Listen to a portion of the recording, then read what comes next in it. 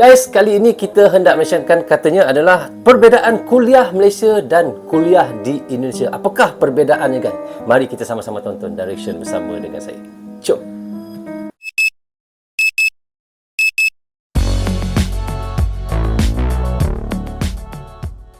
Hai guys, Assalamualaikum. Apa khabar semua? Berjumpa lagi kita di dalam Brozul Channel, guys. Apa khabar anda orang Indonesia, orang Malaysia, orang Brunei, orang Singapura dan di seluruh dunia? Apa khabar anda semua? Saya doakan semoga anda sentiasa sihat, sentiasa dalam rahmat Allah, sentiasa dalam lindungan Allah dan sentiasa diberkati oleh Allah Subhanahu Wa Taala. Itulah sebaik-baiknya rezeki yang Allah berikan kepada kita, iaitu kesihatan dan umur yang panjang. Okey, hari ini saya hendak mentionkan satu lagi video daripada channel, iaitu ML Studio. Guys, anda boleh pergi ke channelnya, klik butang subscribe dan klik butang loceng tanda sokongan anda juga kepada ML Studio, guys. Kini subscribernya adalah 1,27 juta. Wow, banyak guys, 1 juta lebih.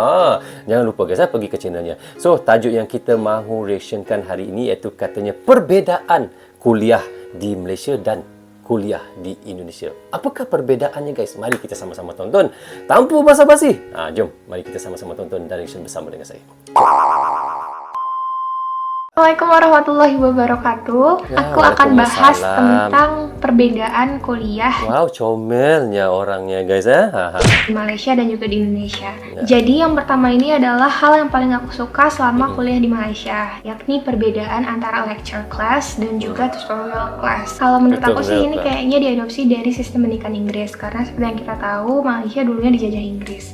Jadi lecture class itu adalah kelas di mana mahasiswanya itu lebih banyak. Nah, yang kedua ini lebih ke pengamatan personal aku banget, jadi opini aku banget berdasarkan observasi pribadi aku. Kalau menurut aku, jadi mahasiswa Indonesia itu termasuk lebih aktif dan vokal dibandingkan mahasiswa-mahasiswa yang di sana. No offense buat teman-teman aku yang ada di sana. Teman-teman di sana juga memang mengakui itu gitu, kalau kita itu lebih berani untuk speak up our own opinion kayak gitu. Makanya mungkin yang terjadi negative side-nya itu netizen di Indonesia lebih vokal juga gitu dalam judging sesuatu.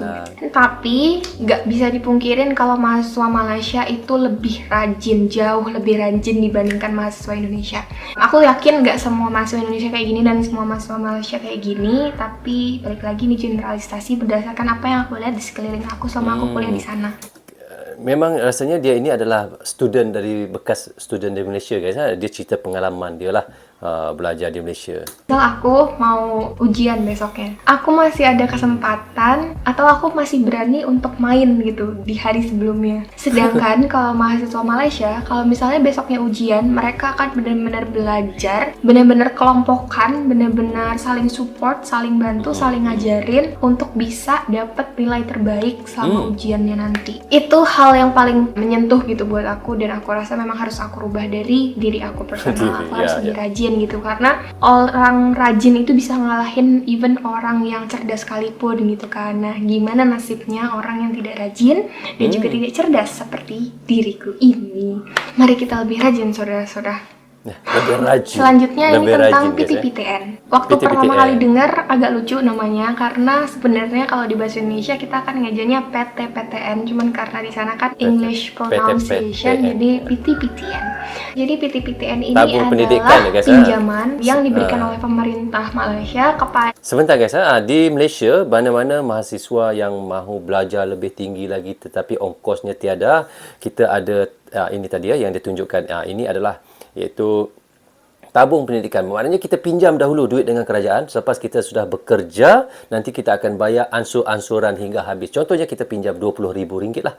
Tetapi bila kita sudah bekerja, nanti automatik kerajaan akan potong daripada gaji kita. Contoh kita boleh setiap bulan 200, akan potonglah RM200, RM200 sampai habis RM20,000 tu. Begitulah lebih kurang sistem PTPTN tu yang saya faham lah. Maaf kalau ada yang silap ya. Kerana saya belajar dulu, saya tak pernah buat pinjaman dengan PTPTN. Ini bagi mereka-mereka yang betul-betul susah dan betul-betul nak belajar lebih tinggi, lebih mendalam lagi tentang pelajarannya, lebih untuk ke universiti ataupun untuk diploma, degree, mereka terpaksa meminjam dengan PTPTN ni. Tetapi mereka akan bayar semulalah, daripada gaji mereka akan dipotong setiap bulan hingga habislah.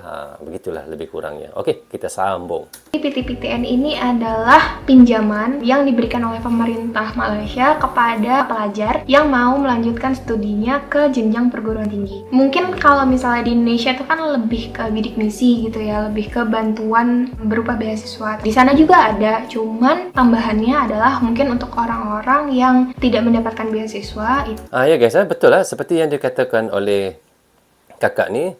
Di Malaysia pun ada juga beasiswa bagi mereka yang betul-betul cerdik, betul-betul pandai. Dapatlah beasiswa percuma saja belajar, ditanggung oleh Petronas, ditanggung oleh bank, ditanggung oleh mana-mana company-company yang besar di Malaysia kan. Tetapi bagi mereka yang bukan nak kata tidak cerdik, pandai, tetapi mungkin dia tidak ada rezeki untuk mendapat beasiswa, mereka terpaksa meminjam dengan PTPTN. Begitulah. Bisa mengajukan PTPTN ini. Jadi akadnya di awal itu memang hutang piutang, bukan bantuan beasiswa. So, mereka yang mendapatkan PTPTN itu harus mengganti uang kuliah yang mereka pakai sama kuliah setelah mereka mendapatkan kerja dan penghasilan setelah lulus kuliah. Nah, yang terakhir, kalau teman-teman suka nonton Upin Ipin, pastinya notice kalau guru di sana tuh dipanggilnya Ciku. Cuman kalau di kuliah ternyata panggilannya bukan Ciku, tapi lebih memanggil langsung gelar terus nama. Jadi misalnya kayak Profesor Adinda kayak gitu. Jadi langsung gelar profesor, dokter, kayak gitu, terus namanya. Tapi kalau misalnya yang belum dapat gelar profesor atau dokter, biasanya dipanggilnya puan. Itulah hal-hal unik dari apa yang aku dapat selama kuliah di sana tentang perkuliahannya, yang bisa jadi pembeda antara kuliah di Malaysia sama di Indonesia. Tapi so far, aku yakin setiap negara punya kelebihan dan kekurangan masing-masing tentang sistem pendidikannya. So, okay guys, kita dah reaction tadi daripada ML Studios. Katanya memang betul lah perbezaan kuliah Malaysia dan Indonesia. Memang di Malaysia, jika anda ingin belajar lebih tinggi untuk mengambil diploma, degree ataupun ijazah, anda perlu membuat pinjaman dengan PTPTN. Itu pun kalau anda tidak mampu, anda yang Masalah kadang-kadang kita di Malaysia ni ada yang hidup susah, ada yang miskin, tetapi ingin melanjutkan pelajaran yang tinggi hingga ke Menara Gading, lebih kurang gitulah. Kena meminjam dengan PTPTN. Tapi jika anda seorang yang bijak, pandai dan mendapat tanggungan beasiswa daripada company-company besar, itu adalah rezeki anda lah. Tetapi bagi anda yang tiada rezeki mendapat beasiswa, anda terpaksa meminjam guys. Tetapi saya tidak ada guys. Saya sekolah tak tinggi sangat. Cukuplah di bawah pokok kelapa je sekolah saya. Tapi saya jadi YouTuber, alhamdulillah. Okay guys, dan begitulah. Biasalah guys, pasti ada perbezaan. Ada di sini lebih, di Indonesia lebih, di Malaysia lebih, di Malaysia kurang, dan ada di Indonesia lebih. Dia lebih kurang begitulah. Ada yang lebih, ada yang kurang antara Indonesia dan Malaysia. Malaysia lebih, Indonesia kurang. Indonesia kurang, Indonesia lebih dan Malaysia kurang. Dia pasti ada, orang kata, perbezaan begitulah lebih kurangnya. Ini adalah pengalaman pelajar Indonesia yang belajar di Malaysia guys.